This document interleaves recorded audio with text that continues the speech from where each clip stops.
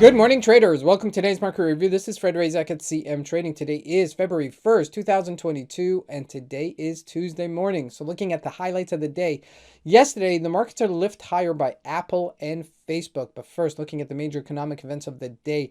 Now, starting out at 5 p.m. South African time out of the United States, ISM Manufacturing PMI number coming out. Now, earlier this morning out of the Australia, we have a rate statement from the Royal Bank of Australia. That's an important event that happened earlier this morning. We're going to take a look at that as well. But first, looking at the major markets, looking at the Forex symbols, the major pairs, bounce versus the USD, and looking at the indices, the NASDAQ and the Dow Jones both break much higher based on Apple, based on Facebook, and looking at commodities, gold bounces as well, while oil remaining steady at $88 a barrel. Now, looking at the stocks, Apple and Facebook, as mentioned, ripped the markets higher.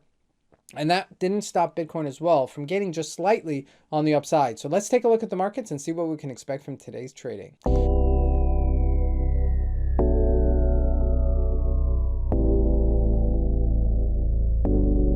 Okay, so I'm going to say this a little bit sarcastically, but even the euro bounced, okay, which means that there's a bona fide bouncing here.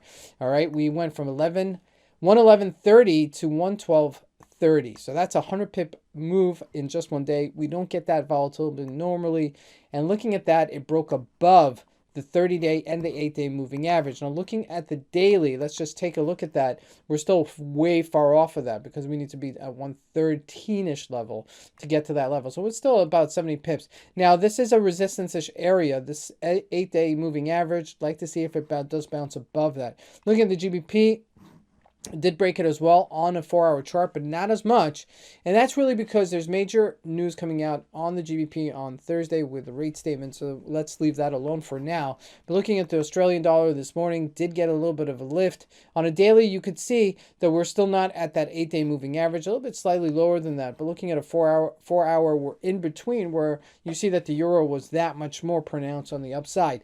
Doesn't mean that the euro is stronger. It just means that it went higher, at least for now. Okay, I don't want to draw any conclusions yet because sometimes the Aussie USD sometimes lags behind it, especially if it has some sort of number coming out. Now, looking at commodities. Okay, first looking at gold. Gold got a little bit of a pep above 1,800 for the first time, okay, since it debacle down to 1787, 1783 was the low. So it did get a little bit of a bounce here in between our two moving averages. Nothing to really write home about, nothing to say, oh, this is a perfect entry and, it's going to go higher here. But, in hindsight, 2020, and this is why everybody should take a look at this. When we were at this low of 1787, that was a previous support level, which I mentioned before. There was a minor support level, and now it's a bona fide support level because we have 3 of them. So that's good information for the next time it may hit it. Now, looking on crude oil, okay, it does have a little bit of resistance at this 88.40-ish level. Every time we hit above it, it just kind of doesn't break above it and just has a hard time with it. But eventually, it may just push that up, and that may push the markets even higher, okay, with the expansion of what's happening with the coronavirus. It seems that everybody's just absorbing it just like as if it's yesterday's news. Now, looking at the Dow Jones, yesterday we were trading at 34,600. We had a massive move to 35,000. Okay, that's a decent move on the upside. Like to see if that follow through carries through, because that really is what separates the boys from the girls. Now, the NASDAQ also did gain significantly yesterday. Okay, that was a big move for it to gain on the upside, 14,940. Question is how much further we're going to go.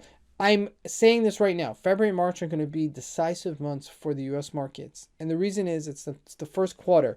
And what happened with Apple the other day, beating its revenue, okay, was a possible turn, okay, as we had anticipated maybe the markets would sell off and they would be a bloodbath in 2022. So far, okay, it doesn't seem that way, okay, at least for the interim.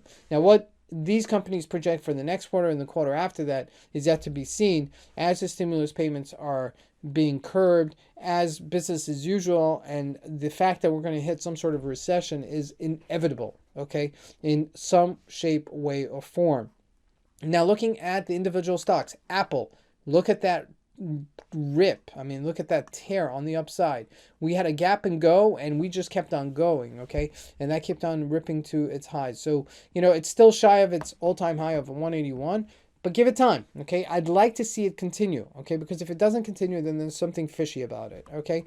So keep an eye on Apple today. Facebook also broke up nicely above 313. Microsoft did not do as much as I would have anticipated for it to do, okay, as these companies are coming out with their quarterly earnings for the last quarter of 2021. It should be kind of interesting how it all plays out. Tesla also gained nicely to 935, up from 821.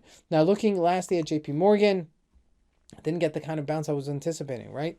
Every time the stocks are strong, Jpmorgan is, the high-tech stocks are strong, Jpmorgan's weak, then vice versa, okay? So this may just be a rotation until somebody jumps into it. Now, lastly, looking at Bitcoin, nothing big to mention here, okay? Let's look at a 4-hour chart, slightly higher, but again, nothing really to write home about.